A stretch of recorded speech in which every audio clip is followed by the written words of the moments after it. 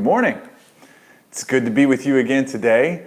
I'm always excited for these times to get to walk through the Word with you and see how it addresses our hearts and shows us Jesus and then kind of leads us in how we walk in light of that.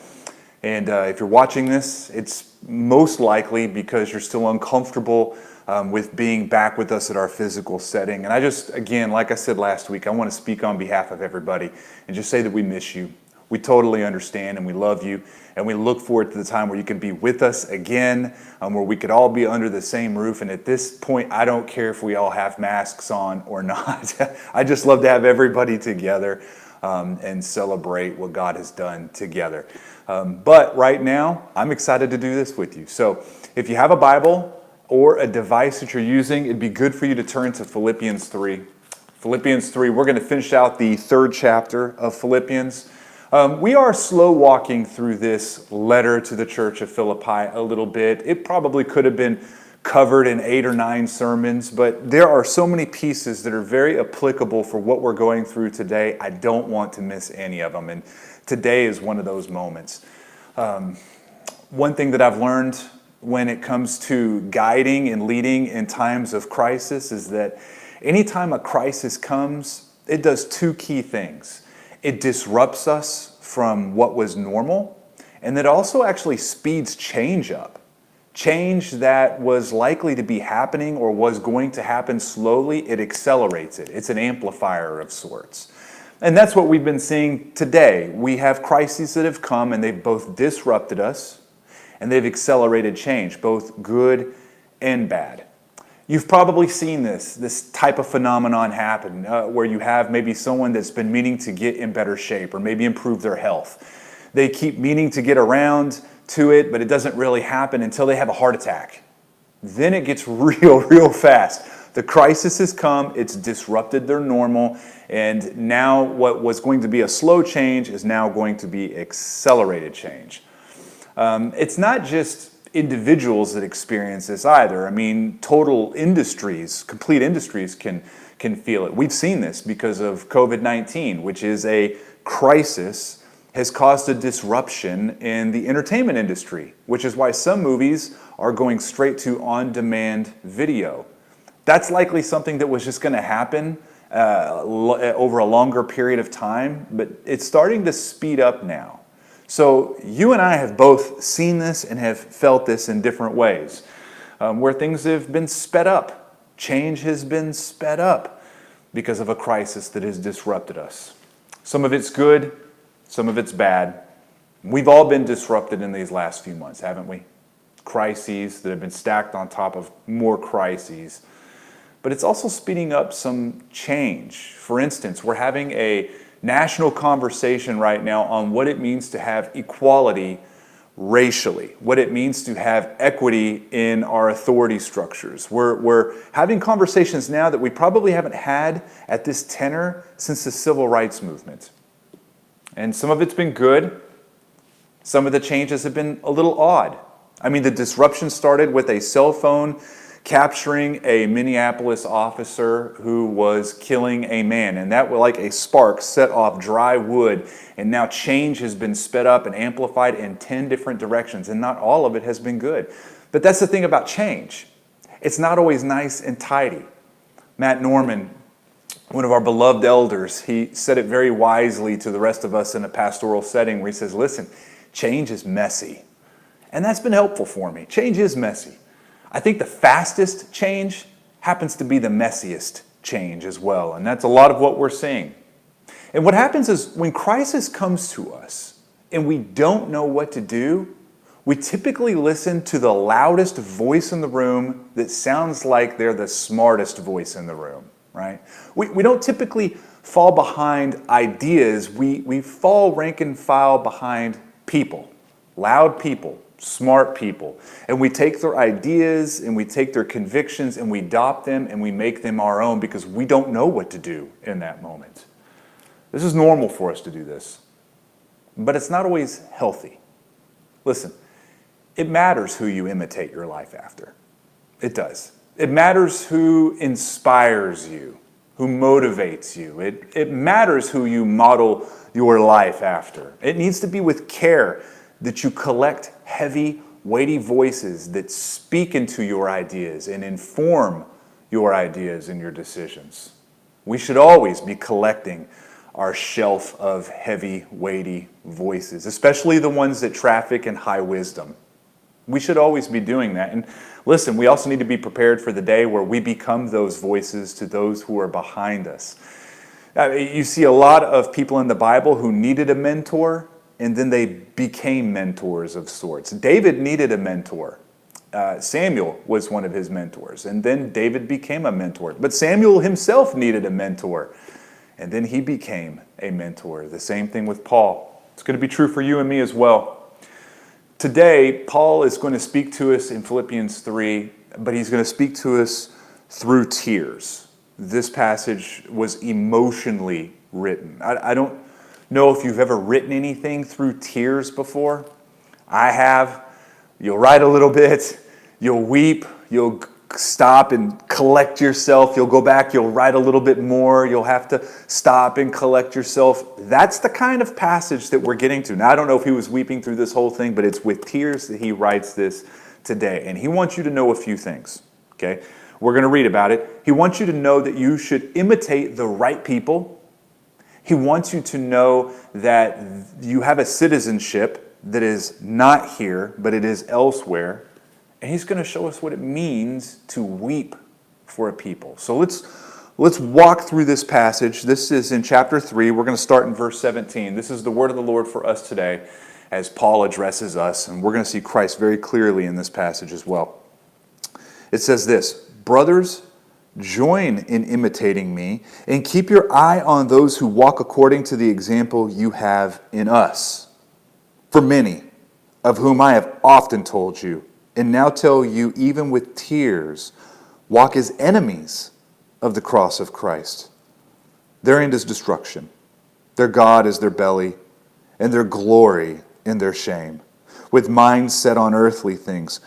But our citizenship is in heaven, and from it we await a Savior, the Lord Jesus Christ, who will transform our lowly body to be like his glorious body by the power that enables him even to subject all things to himself.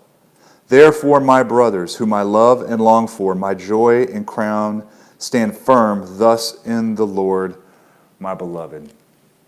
He has a big idea in this, and that's that this place, it's not our home. It's not even close. This isn't even close to our home. We're passing through this life as strangers, travelers, sojourners, pilgrims, however you want to say it. We're like exiles. We exist here and we invest here while we wait for another place. And Jesus actually describes this place as he's speaking to us in John 14. This is what the word says. "In my Father's house are many rooms, and if I go and prepare a place for you, I will come again and will take you to myself, that where I am, you may also be."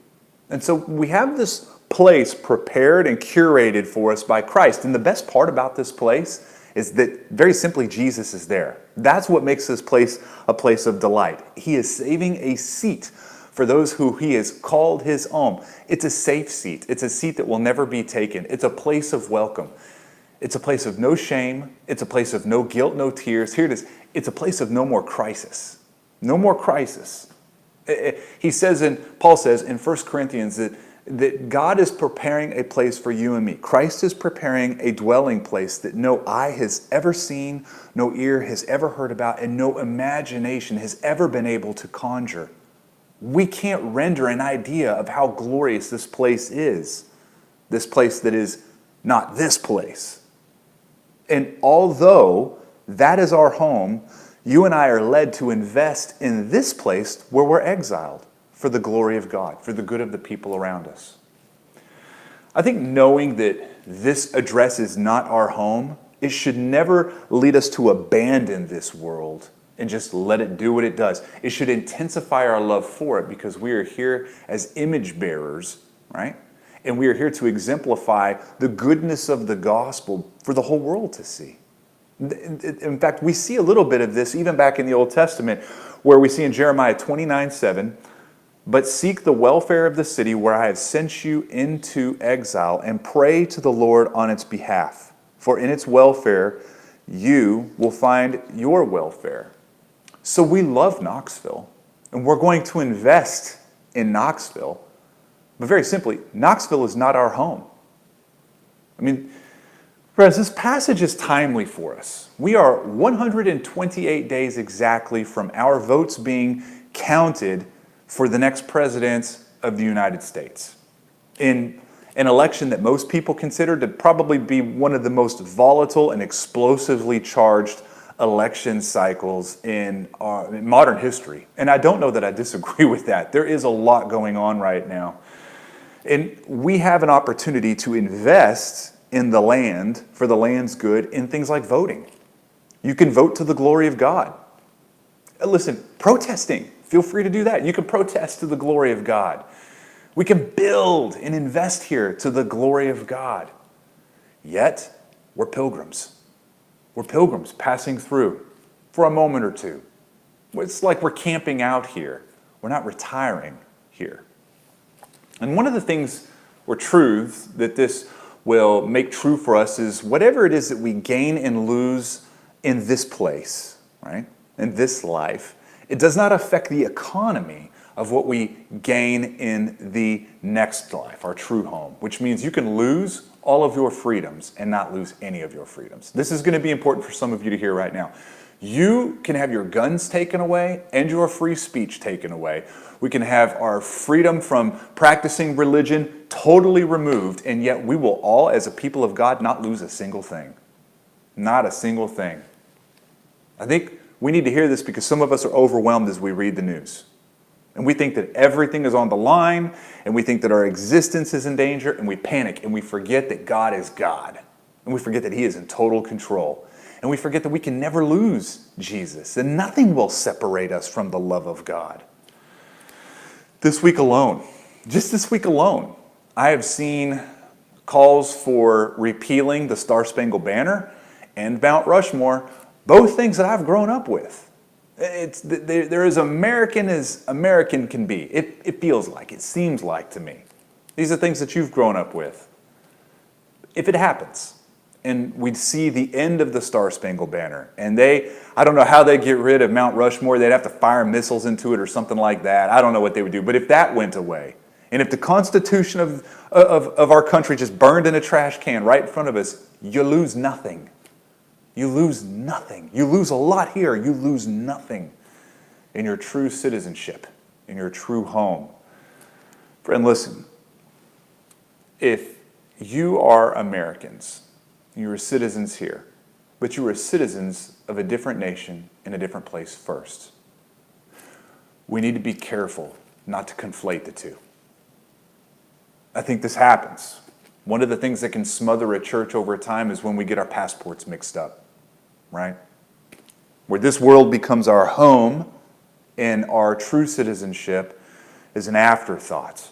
And I think the church is full of people who struggle with this. They live here as if their firm, permanent citizenship is here and there is no place waiting for them, as if the gospel did not edit their very existence. And this is why you see in a lot of people that get radically saved. When Jesus finds them, they've lived a life of living hard, playing hard, working hard, making as much money as possible, as fast as possible, investing that money so that that money makes as much money as possible, so that you could take as much money as possible and retire as fast as possible to the coolest place as possible where you can find as many hobbies as you possibly can. And then right before you die, you leave as much money as you possibly can to your kids so that they don't hate you. And that's the purpose behind a lot of people and why they get out of bed in the morning. And then Christ finds them and they become radically saved, and the purpose of their life is virtually the same. You just add a Sunday morning. Now there's Sunday services that they go to. But it's still all about making money and retiring as quickly as you can and fading off into the Caribbean sunset. It's still about that. But Jesus died on the cross to do more than rearrange our weekly calendar. A lot more. Big question for you. Why are you here? Not on this video. Why are you on this planet? Why are you here? What is the purpose behind your purpose in this world? What are you building towards? Here's a different question. How did you know to do that? How did you know to build towards that? Who told you that that's what you needed to construct your life around? Someone that you imitated. Someone's voice is shaping you. You see, Paul is weeping here and is virtually saying our hearts are here, invested, even emotionally invested in the people, but our home is elsewhere. So we're kind of out of sync with this place. We're out of step, in a dancing term, but we're beautifully out of step. If you're a Christian, you're out of step with your neighbors. You're out of step with all the politically correct celebrities that you follow on Instagram. You're out of step with the goals of this world. You're out of step with the gods of this world. You're out of step with an unforgiving rat race. You're out of step, but you're beautifully out of step. This is how Jesus says it to a young man, a disciple who was wanting to follow him, and he says this in Matthew 8:20. He says, "Foxes have holes, and birds of the air have nests, but the Son of Man has nowhere to lay his head." Listen, there is an unsettled nature to being a Christian. Always the pilgrim, never the resident. There's always like water that won't settle down. That's the posture of our Christian life. And the Philippians, just like you and me, were straddled, really with two passports. We're citizens here, but not really. We're also citizens somewhere else, so we're stuck in between. We're a people that stand outside of the culture, and yet sometimes we're tempted to follow culture and go right along step with culture. I want you to consider for a moment whether the stuff you get stressed out about is the same stuff that people who don't even believe in Jesus stress out about. Are you mad at the same thing that people who are far from God are mad at? Do you laugh at the same stuff, dream about the same stuff, shout at the same stuff that people who don't even love Jesus do? See how easy it is to imitate the wrong people? It's equally easy to settle in the wrong home. This is not our home, not even close. You know that phrase, rat race? Interestingly enough, it's from the 1930s. We all kind of know what it means because we use it so much, but it actually was an Air Force term, rat race, believe it or not, where pilots would follow a lead pilot, and anytime he would make a bank or a rapid turn or a pivot or some sort of a maneuver, they would all follow exactly the same. And it fits because we too, as a church, as Christians, can follow the culture. And when the lead pilot posts something, we repost it because it sounds good and everybody likes it. It seems to make sense. We just make the same pivots and rolls and banks and turns. This is why it's possible for you to know what the Word says about something very profound and important, like sex or money or work. You know what the Word says, and then you listen to a podcast and you hear someone who's really smart that the whole world respects say something that sounds smart but disagrees with the Bible. And it puts you in the place. And sometimes, in that place of trying to decide which resonates more, we choose what Paul would say is an enemy of the cross. We imitate the wrong people. We pick up the wrong views. We pick up the wrong ideologies. This is why it's possible for you to know and for me to remind you and for you to agree that this life is a vapor, as James says. It's like a puff of smoke and then it's gone. And yet still, we build here. We construct our finances out of greed and out of fear as if this is all we have, forgetting that we're not taking any of it with us and that God is preparing a place for us that we can't even imagine. Paul says, beware of the rat race. Weep, care, invest, weep for the enemies of the cross. But don't be inspired by them. Don't imitate them. He says, imitate us. Imitate me, he says. And who are these enemies of the cross, by the way? It'd be another sermon to go into exactly who they are. But we can say this if we stand away from the text. They are people who earned Paul's tears. He was invested emotionally in the fact that they were headed towards destruction. Those who are enemies of the cross are those who are, in effect, declaring war on what the cross declares over mankind. And Paul's broken over it. Paul's broken over the fact that there are influential people influencing Christians to bypass the gospel, to get their hands on things that only the gospel really can give. I mean, one of the clarion calls from these enemies of the cross is just obey your bellies. Focus on the stuff of the world around you. Now, when he says obey your bellies, it doesn't mean your belly. I mean, it could mean your belly. It's your appetite, your hungers, your desires. You probably knew that already. And listen, when it comes to obeying your appetites by focusing on the things of the world, without the cross, that totally makes sense, right? It makes sense. If God is not what we desire with every fiber of our being, or in our last passage, where Paul was stretching and reaching and straining and forget everything behind him, if that's not our posture before God, all we have left is the stuff of the world. That's all we have left to make us feel satisfied and joyful in this world. So we eat what we want, and we say what we want, and we think what we want, and we watch what we want. We just do what we want. Pornography becomes how we serve the God of our appetites and finding comfort and finding pleasure, even though it was Jesus and his gospel that is the only thing that can answer that. We overwork because that's how we serve the God of our belly when it comes to finding security or identity or glory or comfort. And Jesus is the only thing that can really remedy those deep hungers and needs. Even social media becomes a tool to serve the God of our belly when what we're looking for is identity in this world. When God has given us an identity in Christ. You see, when our God is our belly, we'll do whatever it takes to feed it. That's not a Philippian problem. That's a me problem. That's an us problem. That's a humanity problem. But this declares war on the cross whenever it says that this world alone is the only thing that can give you what your soul hungers for. When the truth is, and the truth of the cross and the empty grave is that it is God that is the only one who can give you what your soul really hungers for. So it's a lie. Paul says, don't imitate liars. Another thing that the liars are saying, these enemies of the cross, is to freely parade what is shameful, to glory in our shame, in other words. You see, without the cross, to erase our guilt and handle our shame, we are left with parading it around and celebrating it. Because we try to convince ourselves that if it's something that can be celebrated, if it's something that can be gloried in, then we don't have to feel guilty for it. We don't have to have any shame for it. In fact, if we can get a large enough group of people to say that this shameful thing is no longer shameful, then we don't have to deal with the guilt of it anymore. We don't even have to worry about it anymore. In fact, we could leverage it. We can parade it. We could leverage it to give us more identity and glory.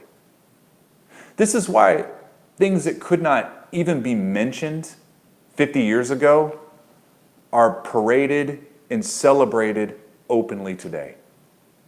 This is why just in my lifetime, the things that dudes wouldn't even whisper about in a locker room would get you 50 million subscribers today. It'd get you applauded today, because that's what society does. That's what we do. We applaud and we approve of new ways of celebrating and glorifying what is shameful, because it gives us an excuse to serve the flesh. If this whole mass of people finds this shameful thing not shameful anymore, then I don't have to feel guilt about it anymore.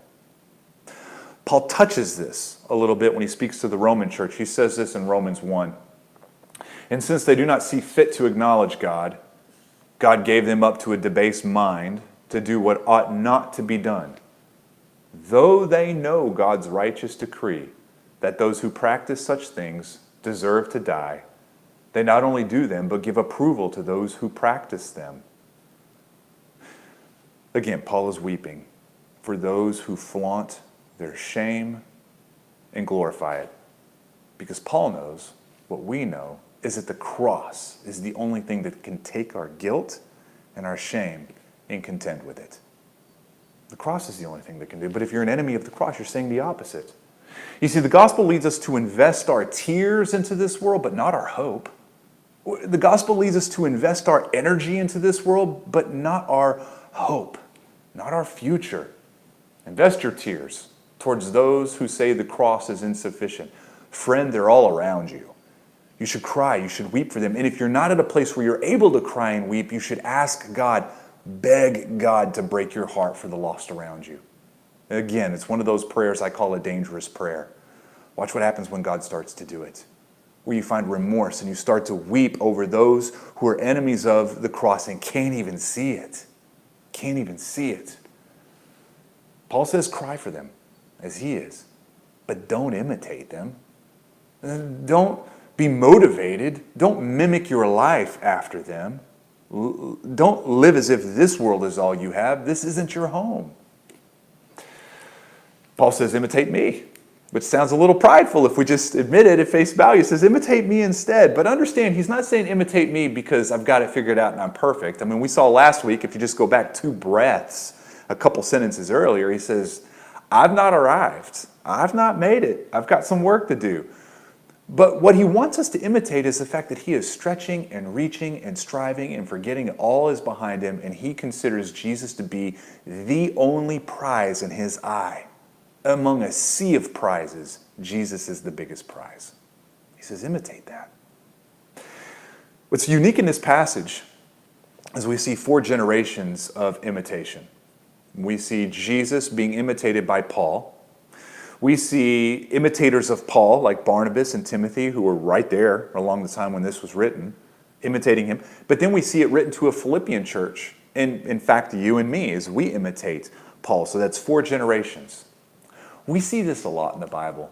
2 Timothy 2:2, there's a fascinating passage where Paul is addressing his young disciple, and he says, what you have heard from me in the presence of many witnesses, entrust to faithful men who will be able to teach others also. So you have Paul to Timothy, to faithful men, to others also. That's another 4 generations.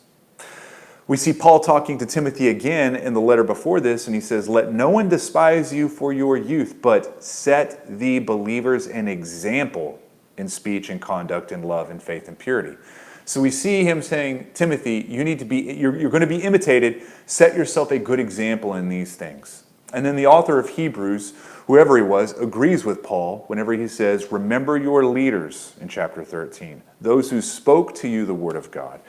Consider the outcome of their way of life and imitate their faith. Paul's point here is inspiration, right? Who we imitate our lives, or who we imitate with our lives. So, begs the question, who inspires you to follow them? Who inspires you to adopt their views and ideologies?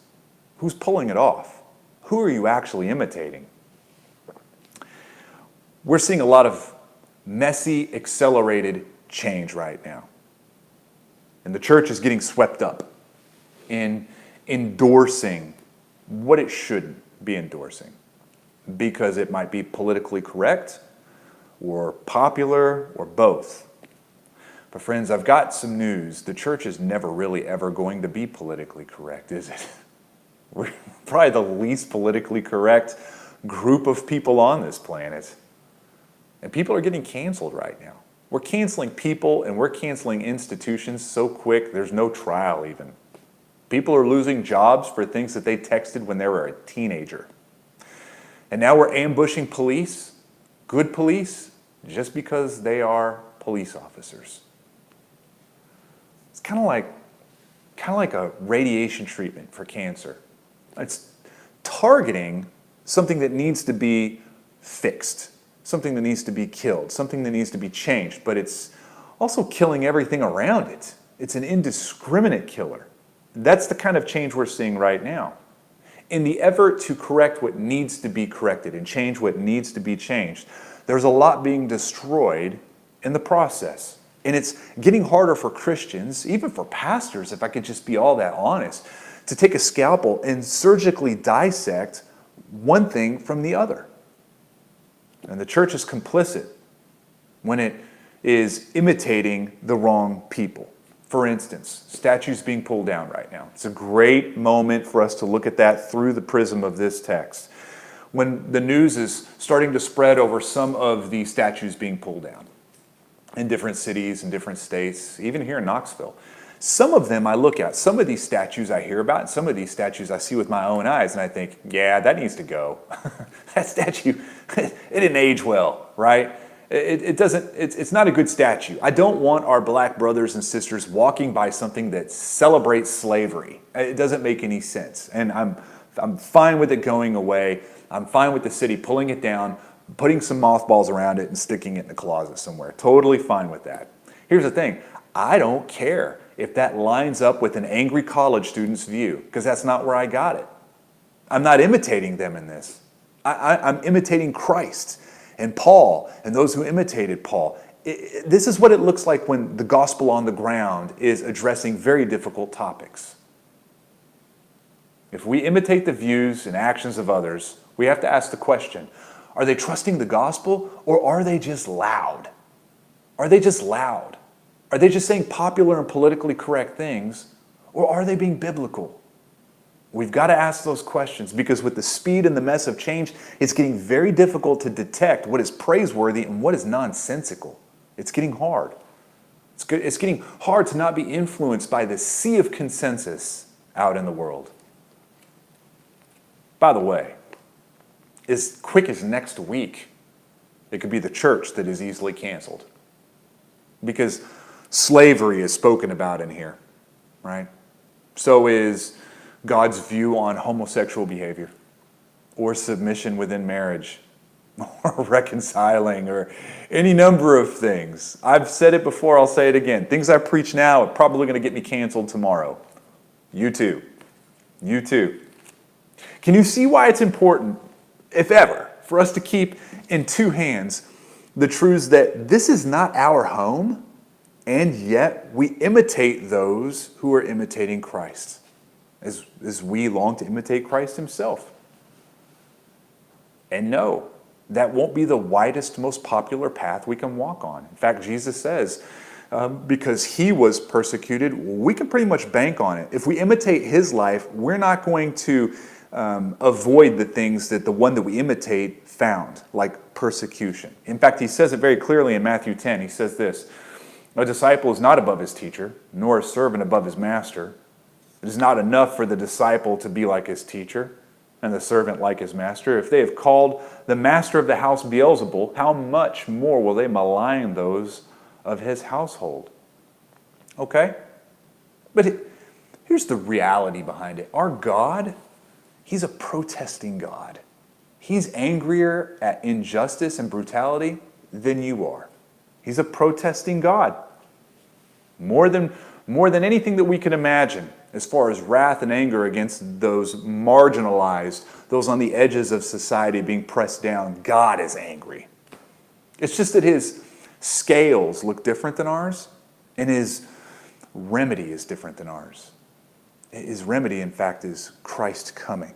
That is his answer, very different than our answer. You see, Jesus came and was beautifully out of step himself. Jesus was weeping for the broken.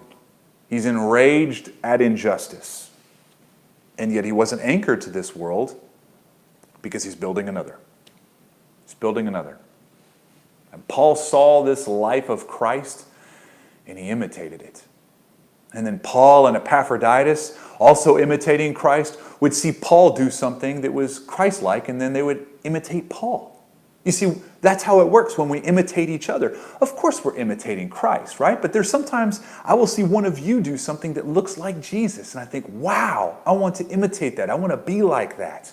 I want to do what that guy's doing. I want to do what that girl's doing. I want to do what they are doing. And I want to imitate you because you look like Christ. That's how the church is supposed to operate. That's what they're doing. He's calling us to imitate and be inspired by those who are imitating and being inspired by Christ. What is it that can dislodge our hearts from this world? Break our affections off of this world? Really only the gospel. Only the gospel. It's really the answer I give you for every sermon. It's God's answer for our shame and the guilt that finds us. And it's the gospel that changes our contract with this world. Our contract before Christ is I will give my life to this world if this world can bring me joy and satisfaction. And the gospel comes in and changes the wording and changes our heart. It says, my joy is in Christ now. So I'm free to give my life in this world because this world's not even my home. You see, when our destination is different and our prize is different, it changes our normal everyday, doesn't it? It changes our everyday. There's no rat race for the Christian anymore. No. We no longer take our cues from the influencers of this world, no matter how loud they get, especially those who disagree with the cross. You see, Christ comes and he saves us from this dreadful life of building sandcastles here right before the tide is rising. And he prepares a place for us, a place called home, a place beyond our imagination. He saves us from this dreadful life of trying to figure out what we're going to do with our shame and our guilt. You see, when Christ found me, I was an enemy of the cross. I was one who Paul was weeping for. I would have fit into that group. I didn't know what to do with my shame. All the shameful things I was involved in, the guilt that kind of kept pace behind. I didn't know what to do with that. I would have been happy to glorify it and celebrate it if somebody else or a bunch of other people said that there's nothing wrong with it. And without an appetite for God, I had an insatiable appetite for the things of this world. Anything the world can give me. My belly was my God. I saw no home after this life either. There was no world waiting after this world. So I grabbed onto the things of this world, this vapor of a place, with both hands as tightly as I could. But the gospel edited all of that, changed all of that. And these are the questions I have for you, because we have a lot to repent for in a passage like this, in a moment like this. Why are you here, Christian? Why are you here on this planet? What is the purpose behind your purpose? What makes you tick? Who are you imitating? Why? Are you able to turn from the voices that are powerful today, politically correct today, yet disagree with the word? Can you turn from those? Can you invest in this world without placing your hope in this world? Can you do that? Now listen, I know not everybody that's listening would maybe respond to those questions. Maybe you wouldn't call yourself a Christian, but maybe a searcher. Even if you're a skeptical searcher, you're still a searcher. Can I just address the shame that you carry? Because let's face it, you carry shame in a sense of guilt. And you've tried to cover it by your best attempts. And you're not alone in trying that either, by the way. I did the same thing. And you know why we do that? It's because Adam did the same thing in the garden. They used to walk unashamed. They used to walk totally vulnerable, totally naked before each other with no shame. Then when the fall came, they had shame. They could see their nakedness. And the first thing they try to do is cover their shame. How? Fig leaves. And we're still doing it. We're still looking for fig leaves to cover our shame, are we not? But the cool thing about that story in the garden is God saw that that covering was not going to work. So a body was broken and blood was spilt. And the skin of an animal covered them in a suitable direction. Now that is an echo from the true sound that is the gospel. Because one day, Jesus would come and his body would be broken and his blood would be spilt to cover our shame and our guilt ultimately. Because every fig leaf that we've ever tried has been a failure. It's at the foot of the cross where we carry our shame and where we carry our guilt. It's at the foot of the cross. We don't glory in it. We don't parade it. We carry it to Christ and we let him destroy it. And friends, there's so much to celebrate, because there will be a day where Jesus will transform our lowly body, as Paul says in this passage, to be like his glorious body. These bodies came from ash, this body of dust with crooked teeth and crooked motives and crooked eyesight. This body of ash and dust one day will not have shame or guilt anymore. It won't have this lowly body anymore. This body of dust and ash won't experience crisis anymore, won't be disrupted anymore. And the only accelerating change is the fact that my joy grows in increasing amounts every single second. That my view of God gets bigger and my joy gets deeper, and I am more content and more happy and more pleased in God every second forevermore. That's the only thing that will change, because it will increase. That's amazing to think about. But then again, as Paul says, no eye has seen, no ear has ever heard, and no mind has ever imagined what it is that God is building for his people. So, I want you to think about these questions as you go throughout the week. And again, just to repeat what I said at the beginning, we love you and we miss you. And if you need anything, you can find us on the front page of our website. It's set up so that you could get anywhere really quickly, and we can find out how we can serve you the best as quick as possible. But we love you, and I'm very excited to see you soon. I will talk to you next week. Have a great week. God bless.